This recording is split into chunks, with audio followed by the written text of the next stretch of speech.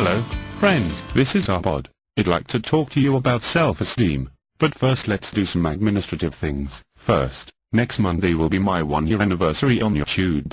Thanks guys. Second, the Zarbod show book is coming out. Thanks to everyone for the great questions and artwork. If you want to ask me a question, send it in and I'll put it in the book if it doesn't suck worse than the rest of the book. Third, I may be silent next week. I'm flying to Barmy, Scotland for the week. There's an intergalactic overlord convention and I'll be a speaker. I'm not sure if they have the internet in Aberdeen, so I may or may not vlog while I'm Zarbodding over there. And lastly, an update on Wenchwatch 2008.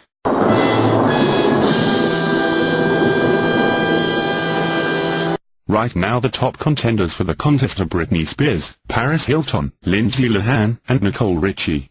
The last spot is really a toss-up. It could be Ann Coulter, Hillary Clinton, Amy Winehouse, or Rosie O'Donnell. So please help me decide. Remember, you only get 1 point per craziness incident.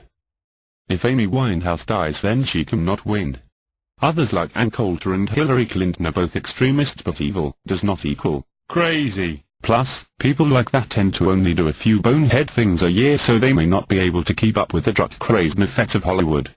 Let's keep this fair. Okay, enough of that, let's get down to business. We were talking about self-esteem. Now I'm not going to tell you about my coworkers and friends who suffer from delusions of adequacy.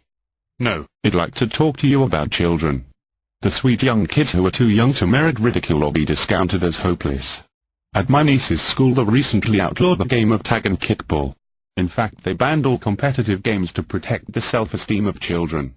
Well, that's just stupid.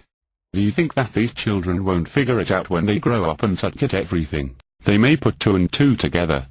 Unless their math education is even worse than I feared. Now I understand that we don't want little Bobby or Susie to feel bad about not being the best, but we do need to motivate them.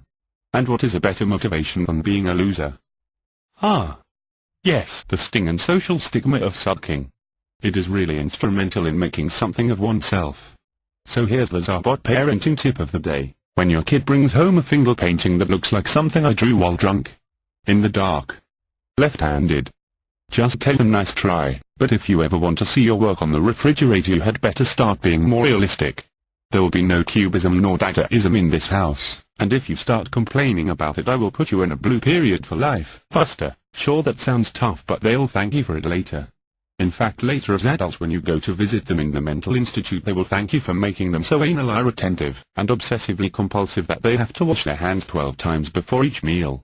Here, I'll show you a picture I painted while I was at an institute. I think it came out pretty well, and this was just a chalk sketching which I did while in a straitjacket. It is a parent's responsibility to make children compete for their parents' love and acceptance. After all, unconditional love just leads to complacency.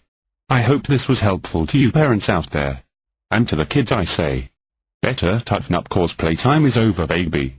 Until next time, I remain your humble servant, Zarbod. Zarbod is cool.